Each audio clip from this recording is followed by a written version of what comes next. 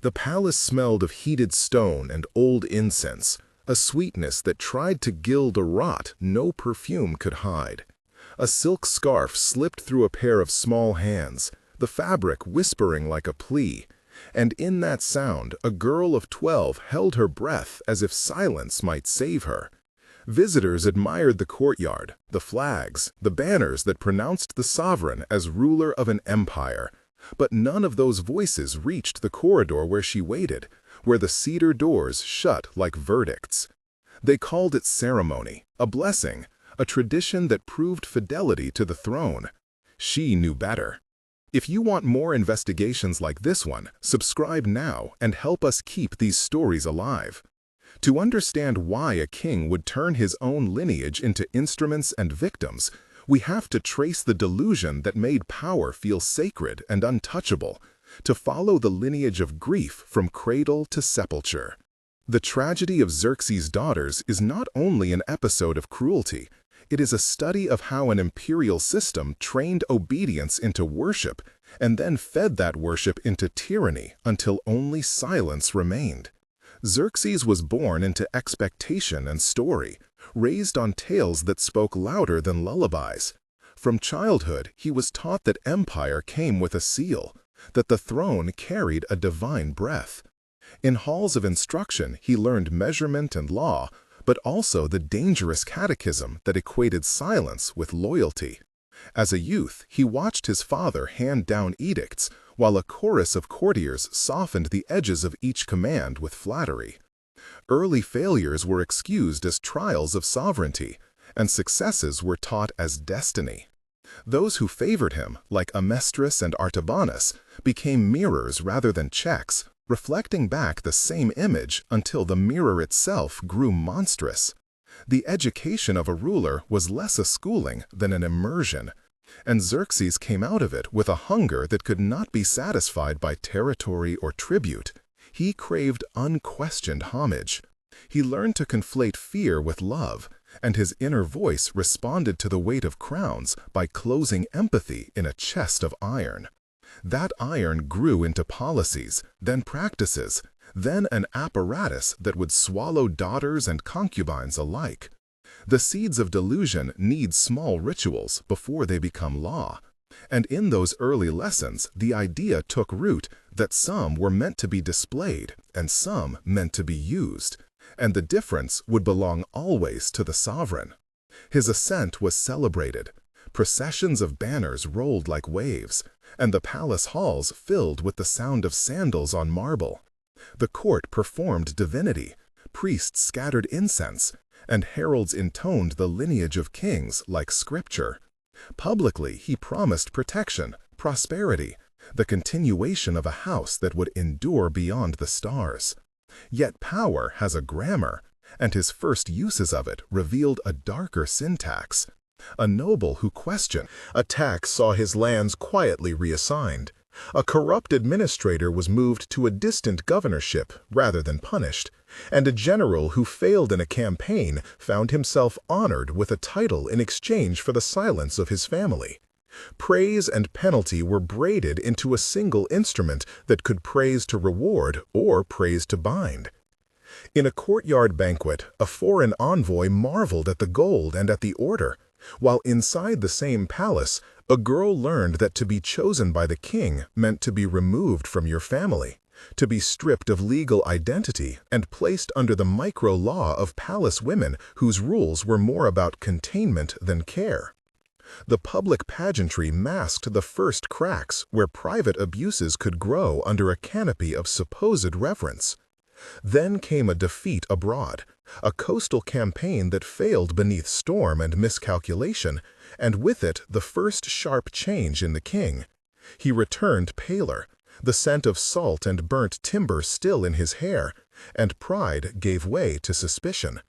Crowds that once cheered now looked to him with unease, and counselors who had prospered found themselves called to justify incomes and alliances. He began to measure loyalty in new units, in small proofs and tests, in rites that demanded absolute compliance. The transition from confident monarch to haunted ruler did not happen overnight. Yet it crystallized in a series of rituals that at first seemed only eccentric and later proved instrumental. Eyes that had once been indulgent became accusatory, and companions became possible conspirators. He stopped sleeping. The silence of the palace at night changed from a blanket to a cage.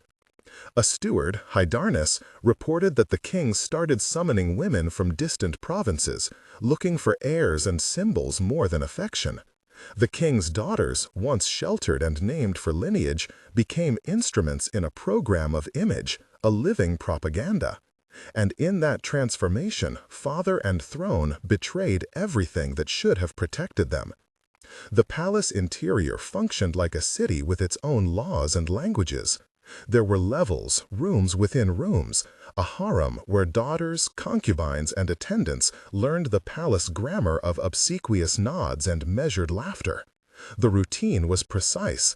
Dawn baths scented with cumin and rosewater, a breakfast of pomegranate and thin bread, lessons in music and embroidery, afternoons of silence while scribes compiled lists and priests read prayers that mixed divinity with state ritual.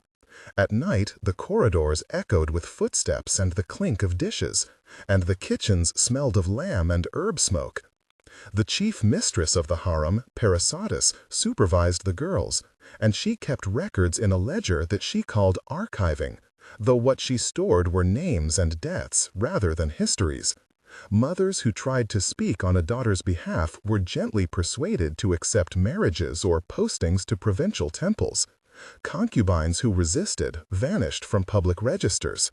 The system required names and faces, and careful control, and that control was justified as protection of royal blood. In practice, it meant there was a machine that turned identity into property, and property into a tool for political theater. In corridors, a nurse named Mitra hummed lullabies that mixed comfort with warnings. A guard called Mazares walked the inner ring and kept a list of those who were allowed brief meetings with the king. The machine had operators, clerks, cooks, wet nurses, and priests, and they all fed into a bureaucracy that protected the sovereign by isolating the human costs. One particular girl became the center of fixation. She was called Vahide, a name meaning protective heart, and the irony would not be lost on later confessors. Vahide had the paler skin of the northern provinces and a mouth that folded easily into a smile when adults looked at her, and for that smile she found favor and then fate. Her backstory reveals why her experience mattered so much. Born to a minor noble displaced by war, she had been carried into the capital as a ward after her village burned. Her mother, Sunitsara, had taught her to read the small signs on the margins of market ledgers and to find solace in the cadence of old songs. As a child, she loved the texture of clay and pressed patterns into pots, learning that shapes could hold memory. In adolescence, she was chosen to be part of a group that performed before the king, and her voice, thin but honest, caught the attention of a courtier who mentioned her to a secretary. A tutor named Demetrios offered lessons in poetry and geometry, softening the edges that life had sharpened. Vahide kept a small bead sewn into her hem, a keepsake from a mother who had whispered, "Remember where you came from." That memory proved crucial when later choices were taken from her, because she had a private sense of origin that made the palace routines feel unbearable. Her childhood taught independence in quiet ways, and the contrast between that learning and the palace demands intensified the moral argument against the system. Tension rose in the palace in slow and then sudden waves. The first moment was a private confrontation in the inner garden, where Vahide refused to follow a ritual that would publicly mark her as property. It played out in a dialogue between the king, the chief mistress, and a small group of attendants. The scene contained exchanges that would be recorded later in a confession and cited by archaeologists when ledger fragments surfaced. The conversation went like this, with directness that violates the usual court reticence. The king said, "You will comply." Vahide replied, "I have a name." The chief mistress answered, "Names here are for record, not for rebellion." Vahide said, "Your records are cages." A guard interjected, "Orders are orders." Vahide asked, "Whose orders save us?" The king responded, "The order of the realm." Vahide whispered, "Then the realm is hollow." Chief Mistress hissed, "You will learn your place." Vahide held her ground. "My place is to live." That exchange, simple and raw, shifted the temperature in the palace. The sensory detail around it heightened stakes. The air was hot. The scent of crushed jasmine hung on the leaves. The stone bench was rough under a palm. The murmur of distant fountains felt like an indifferent audience, and a dropped bead clicked against a tile like an accusation. The moment stretched until the king left, his robe brushing the marble with a sound like a verdict. Another tension moment came when a scribe found a ledger with unusual annotations, hints that transfers of girls were covertly recorded as property sales. The discovery was quiet, the rustle of thin paper, the metallic smell of a lamp oil, the tremor in the scribe Aram's hands as he turned pages. He read names, numbers, and a line that suggested a foreign envoy had contributed to the arming of a private guard. Aram confronted Hydarnes. Aram asked, "Did you write this?" Hydarnes denied it. "My hand would not sully such lines." Aram answered, "Then whose hand?" Hydarnes lowered his eyes. "Ask Parasatis." Parasatis later admitted under pressure to helping reclassify payments as donations to the palace. The scribe's revelation moved from private suspicion to an emerging conspiracy, with sensory details that made the scene vivid. The lamp flickered, a moth circled an oil flame, a bowl of dates sat untouched, and the heavy smell of ink seemed to weigh on the room. That combination of sensory cues and moral clarity spurred others to act. In the corridors, a conspiracy assembled slowly, not triumphant, but tentative and human. Names accumulated into a list. Artabanus, once a friend, became a secret ally. A mistress, who had presided over ceremonies, began to question her role as protector of daughters. Hydarnes offered access to small documents. Parasatis provided knowledge of the ledger code. Demetrios taught a few how to read marginalia that might reveal hidden transfers. Aram risked copying fragments and hiding them beneath a floorboard in a storeroom. The conspirators argued about methods, and those arguments contained moral questions. One voice asked, "Do we destroy the records or make them public?" Another answered, "If we destroy, we erase proof. If we publish, we risk their wrath." They debated routes to send evidence to provincial judges and to a foreign scholar in a coastal city with ties to neutral archives. The dialogue showed fear and resolve. A conspirator named Mazares, who had once enforced silence, confessed quietly, "I stood too long at the gate." The plan that took shape relied on three things: an ally inside the palace, a courier who could reach neutral hands, and a safe place to put the evidence where it could survive state archiving. Secrecy smelled of dust and ink, and each clandestine meeting left a memory of footsteps and a taste of metal from the lamp. The climax unfolded on a night warmed by late summer heat when the conspirators moved to rescue Vahida and to expose the ledger. They chose a route through the kitchens where the smell of flatbread and roasted barley could mask the sound of movement. The tension was almost unbearable in detail. The conspirators crept past sleeping servants, the coarse smell of yeast and smoke, the clatter of plates in a far pantry, the scrape of stone.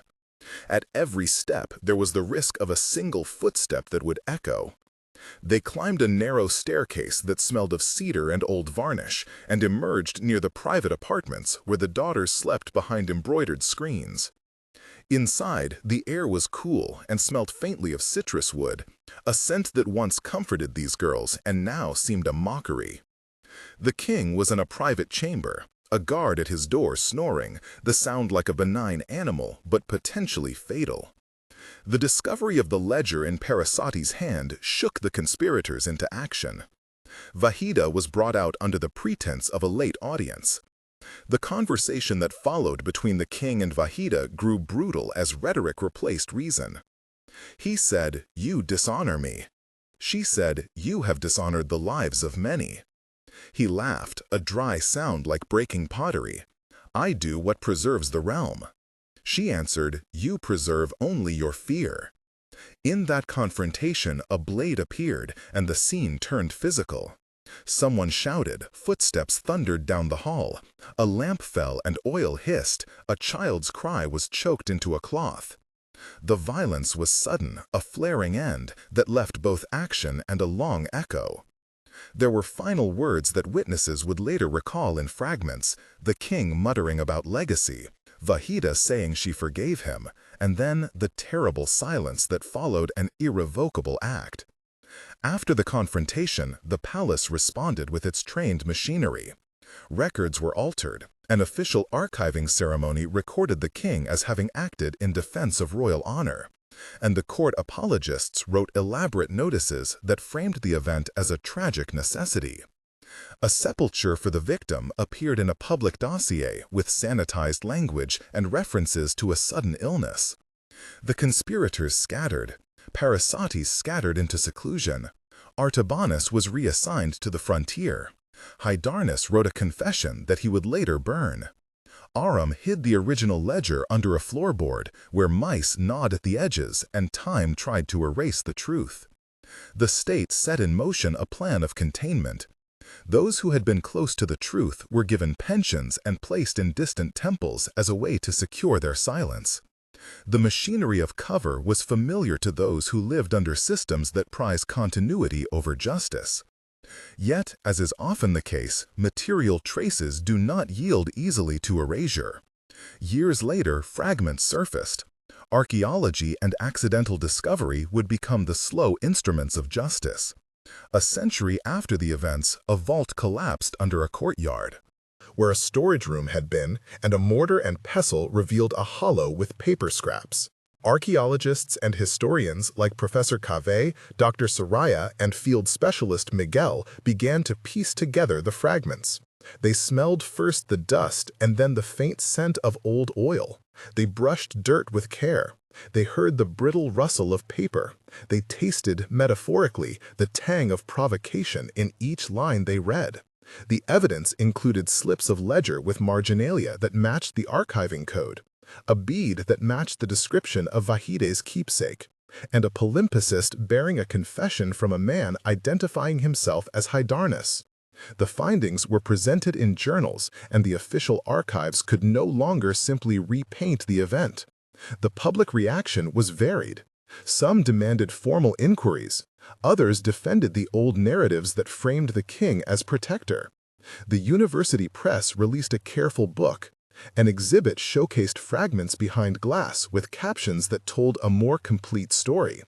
Testimonies followed, including a long, unwieldy confession attributed to Aram that was brought to light by an outsider named Demetrius Jr., who had found it stitched into a cushion. The way memory and material evidence interacted reminded scholars that history is an argument between things that survive and stories that power prefers. 1 month later, the city felt different, as if the air itself had shifted. Small gatherings discussed what the findings meant. Street sellers spoke of the king in ways that no pamphlet could authorize, and a few women convened in private to read aloud the ledger fragments. The immediate effect was a humanizing of those who had been erased. A community petition asked that the tomb be opened for proper identification and for the burial to be honored. The palace reacted with an initial statement promising a review, a ritual that had long been used to stem public anger. But the statement was thin and full of evasions. Despite that, ordinary people began to name the daughters in conversation rather than anonymous euphemisms, and names circulate out of secrecy into memory. 3 months later, new fractures appeared. A provincial judge insisted on seeing an original fragment and then issued a small subpoena. A few former palace attendants offered oral testimony to an independent historian who recorded their voices. The ledger fragments were carbon-dated and then matched to ink recipes from a particular scriptorium, and the chemical analysis undercut official timelines. There were protests, modest and guarded, and an artistic circle created a tapestry that depicted a bent tree on a ruined hill, a metaphor that visitors read as remembrance. The academic community pressed for more access to royal vaults, a demand that was resisted but could not be ignored. Conversations about reform and about the structures that enabled such abuses began in salons and in kitchens, in taverns and in the chambers of modest local councils. 6 months later, the story had embedded itself into civic memory. A formal inquiry was called for, convened under pressure from multiple provinces, led by a judge who had once been a scribe in the palace. The inquiry did not immediately topple institutions, but it forced changes. Records had to be catalogued under public supervision. A small group of officials were relieved from their roles, and the archive systems began to adopt clearer practices to prevent the easy reclassification of people as property.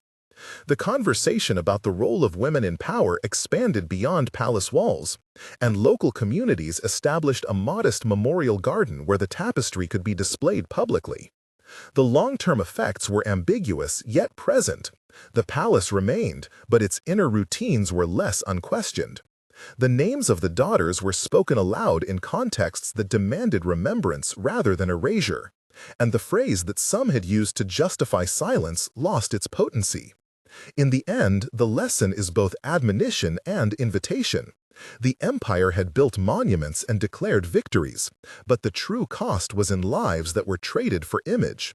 The palace that once seemed invulnerable proved to be fragile because it was built on fear and secrecy. When archaeology and the courage of a few converged, the facade cracked. The story leaves a moral question for our own moment. Who will stand to turn silence into record? And what do we owe the ones who were named only to be erased? If these voices deserve remembrance, then subscription and sharing are small acts of solidarity. If you were moved, leave a comment beginning with "I would have" and say what you would have done in the place of those who tried to resist. Your words help keep memory alive. The true measure of a realm is not the height of its pillars, but the care it gives to those within them. Remember them.